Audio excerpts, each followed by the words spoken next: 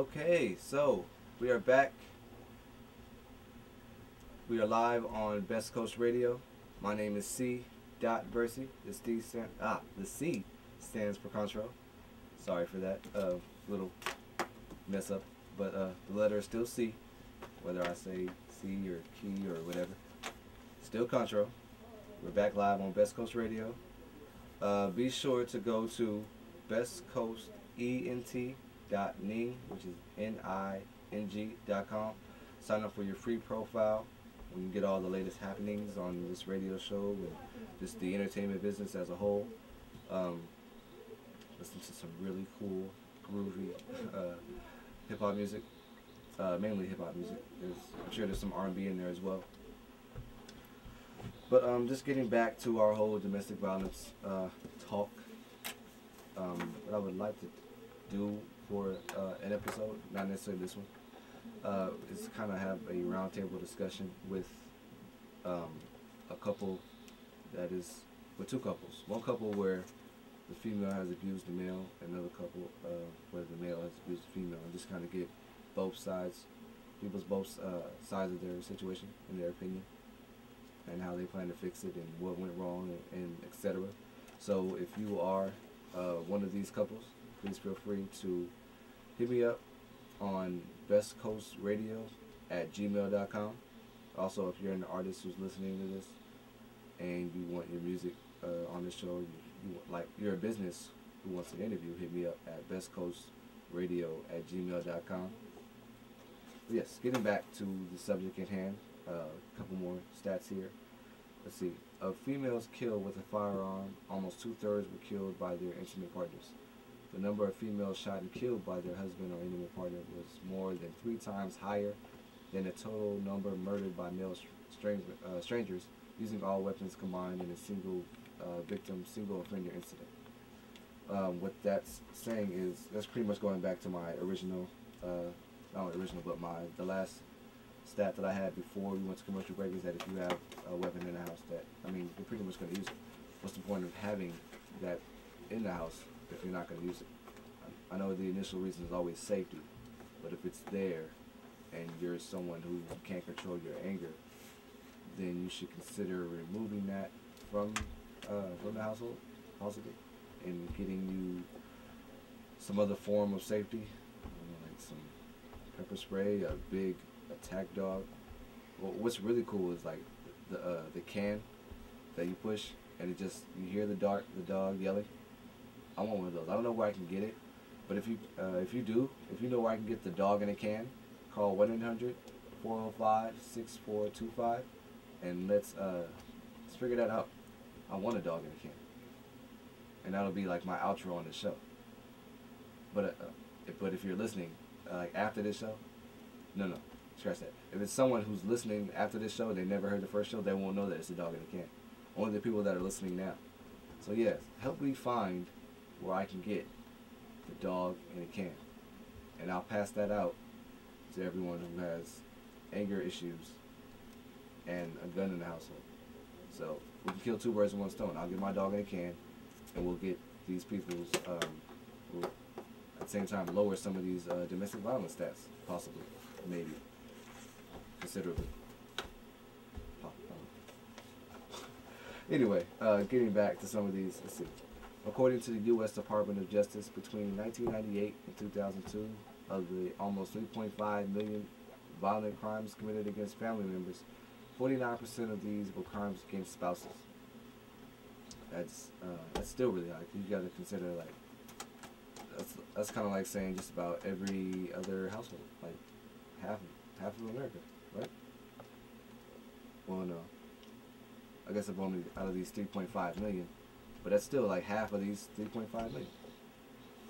So, yeah, I was right. When we go back to these 3.5, that's every other house out of these 3.5, because we're only 1% from being half.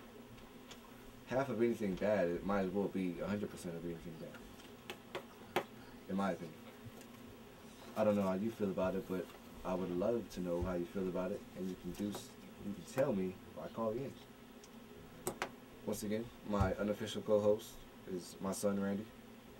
He's playing with his Steve Irwin doll that I got him for. Did I get him that? Wait, I don't know now. Either way, he got it for Christmas. I don't remember if I got it or not. Now I'm kind of thinking that I didn't. But either way, it's my cousin. He also is my unofficial bodyguard. He's only about 3 feet tall, but he's pretty dangerous. If you can see him right now, you can see just how closely he's guarding me right now with this Steve Irwin doll. He's a dangerous man. He knows kickboxing, Muay Thai, and all of the deadly arts. I dare not make this man angry. Another thing, when you think about violence in the household, that you got to consider the number of parents who are abusing the elderly. That kind of crossed my mind. What brought it to my attention really was that most of us seen that commercial where the parent is yelling at someone. You don't see who it is, but they're yelling at them like they're like a baby. And then when the camera cuts to the other person, it's like that person's older mother. It's an old lady that she's yelling at. And I know how frustrating it can be to take care of an elderly person who can't necessarily take care of themselves anymore. But if it's that frustrating, you should possibly consider getting some outside help, like someone who's trained in dealing with the sick elderly, to come into your household, or possibly putting them in a senior community. I don't want to say a home, because I don't necessarily like homes. I don't like the way they smell. Yes. I don't like necessarily how leisure the employees are, and the ones that I've been to. I've been to a good amount of them too. I can't even explain why, but I've been to a good amount of the homes, the senior homes. Not the ones where it's like an apartment building just for senior citizens, not those, but the places where it's like a convalescent hospitals. That's the word I was looking for. Those, I don't like the way those smell. But I'm all for senior communities where it's like whole apartment buildings just for seniors.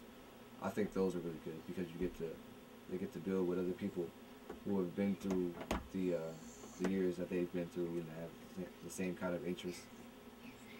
Get out there and play dominoes or shuffleboard, pinochle. But yeah, when you think of violence, you always think of just the man on the woman. We never necessarily take into consideration the abuse of the women on men, or the not the young, but the I don't know, middle aged against the elderly, or just anyone against the elderly. And just kids that abuse parents.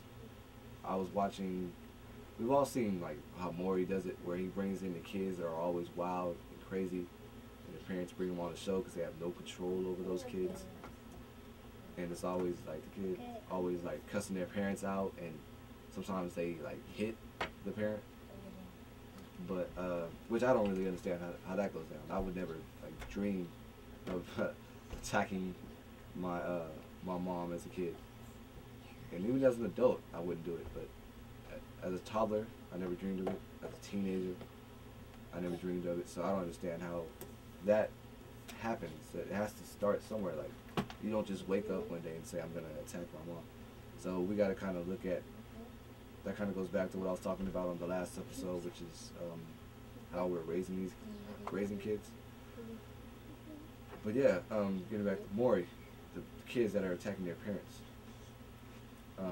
When I first saw it, I was like, this doesn't necessarily go on in too many places in America, but you see one of these shows like all the time with these kids, and it seems like they don't like get help anymore. Maury used to send them away to boot camp, and they used to come back crying and saying, I'll be good, I'll never do this again, I love you, Mom. And now it's like he doesn't bring out the drill sergeant anymore. These kids just go home bad, and they might turn around after they saw how stupid they looked on television.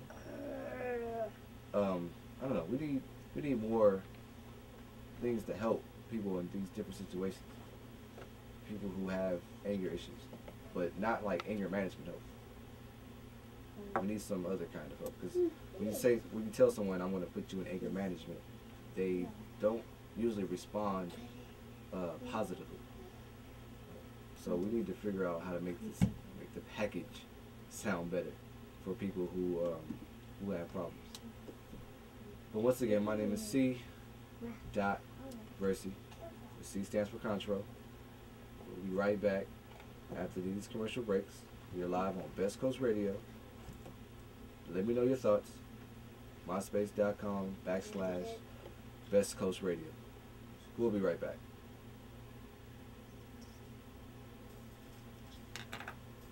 Hey. Bodyguard ready? Yeah. What's up? You're your little makeshift shelter? Huh? So what happens, like, if somebody attacks me and you're stuck behind the chair? Right. That's how you say? Huh? You're no fun. Not fun. Yes. Right.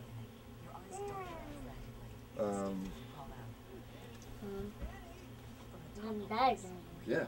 So, all of this footage will be, if you're watching this, you're probably watching the DVD magazine. It's just a small segment of what necessarily what I do now at Best Coast Entertainment. This is just my little 1 hour a week show. It's every Friday from 12 to 1. It's only an hour, and it's an AM station, but it's also online at the same time, and every show is podcasted. So it's a nice little start. I didn't go to school for radio, but I found myself here, and I don't know, it's nice. Maybe we can expand this and get, eventually I'll be on the air at a much bigger station. First base. What do you say? Yeah, right. Say hi. Hi. No, in the camera. Yeah. Say hi. Say hi. Alright, my name is Randy. My name's Randy. This is Mini-Me, my unofficial co-host on the show.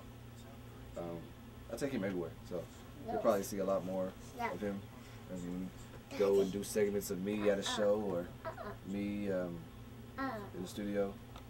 He's always there, taking the photo shoots. Where else do we go? What? Where else do we go? What do you think? Oh, here, sit down. I can show him. I gotta get him his microphone. Don't grab it. Yeah. But yeah, Alright. West Coast Radio. This is what we're doing here. Okay. Do this. That we're getting live again. But I don't know. This is kind of like an urban CNN show, where like I'll talk about community issues. Sometimes I'll interview musical guests. But for the most part, it's just me talking about a young person's stance on a lot of issues and just educating people on certain things that they might not know about. Because I don't really pull my subjects from anywhere except for like stuff that I've gone through either during the week or as a kid. That way all of my information is more genuine. It's coming from a real place. I get online, I look up the stats for certain things, and then I kind of just freestyle the rest of it. But it's a lot easier than it looks. The only hard thing is going back.